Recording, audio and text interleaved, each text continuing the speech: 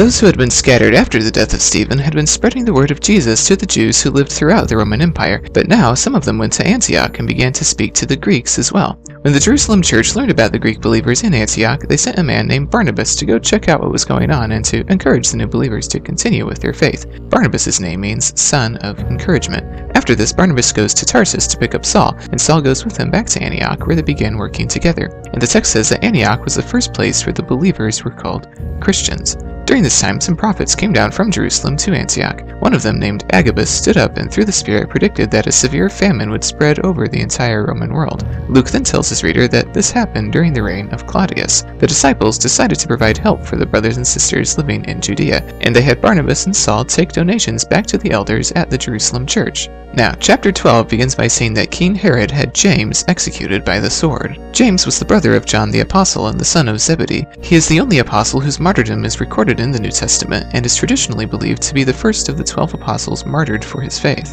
This event took place about 10 years after Jesus' death and resurrection. Also, Peter was put into prison by King Herod, but the night before his trial, an angel appeared to him and told him to leave, and Peter's chains fell off, and he followed the angel out of prison, thinking it was a vision. The prison doors opened of their own accord, and the angel led Peter into the city. When the angel suddenly left him, Peter came to himself and returned to the house of Mary, the mother of John Mark. Mary was also the aunt of Barnabas. Apparently, their home was a gathering place for Christians, and it may have been the location of the upper room where the Last Supper was held. A servant girl called Rhoda came to answer the door, and when she heard Peter's voice, she was so overjoyed that she rushed to tell the others and forgot to open the door for Peter. Eventually, Peter's let in and describes how the Lord had brought him out of prison. He then tells them to notify Jesus' brother James and the other brothers about what has happened, and he leaves to stay in another place. When his escape is discovered, Herod orders the guards be put to death. After this, Herod went to Caesarea to meet with the people of Tyre and Sidon because he had been quarreling with them. And the people asked for peace because they depended on the king's country for their food supply.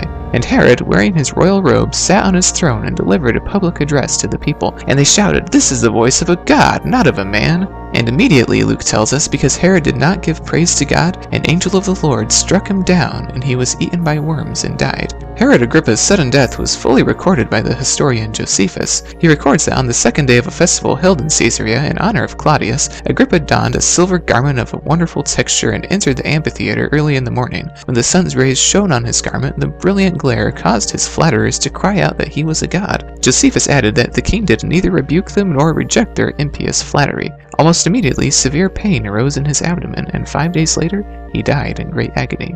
After including this grisly detail, Luke tells us that the word of God continued to spread and flourish.